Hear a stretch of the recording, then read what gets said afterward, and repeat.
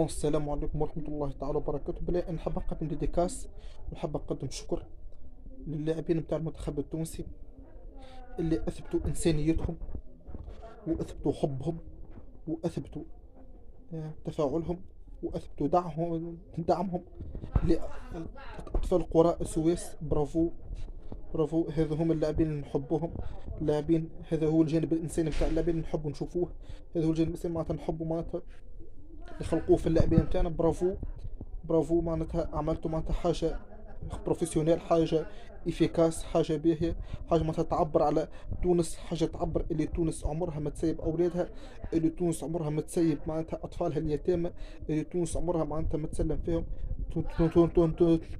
تونس برجالها، بنساها، بعزايزها، بشيابها، الكل متضامنين مع أطفال قراء السويس. برافو، برافو لرجال المنتخب التونسي. برافو، برافو لأولاد المنتخب التونسي. برافو لأولاد تونس اللي عملوا معناتها التفاعل هذا. برافو، انتم أثبتوا معناتها حبكم. انتم متربين، متخلقين، متفاهمين، حاسين بظروفهم.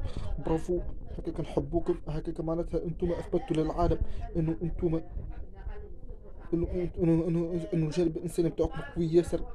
انه انتم معناتها انتم معناتها سمعتكم في التصريح قلتوا لو قسما عظما لو كان جينا نجموا نمشوا لفلسطين رانا مشينا. معناتها انتم معناتها حبكم كبير لاولاد بلادكم، حبكم كبير للقضيه الفلسطينيه، حبكم كبير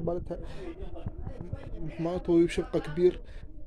والسلام عليكم ورحمة الله تعالى وبركاته. هذا هو ولاد بلادنا نحب نشوف. هذه الصورة متاع ولاد بلادنا نحب نشوفهم. صورة إنسانية، صورة تفاعلية، صورة دعمية، وصورة توعوية. هذا ولاد بلادنا هم درس. ولاد بلادنا هم درس لكل الخونة الذين باعوا القضية الفلسطينية. والسلام عليكم ورحمة الله تعالى وبركاته. القضية الفلسطينية وأطفال قراء السويس هم في القلب، مش في القلب معناتها آخر نهار في عمرنا. وعمرنا ما نبش نبيعوه، وعمرنا ما نبش نسلموا فيهم كما عملوا برشا خونة. والسلام عليكم ورحمة الله تعالى وبركاته.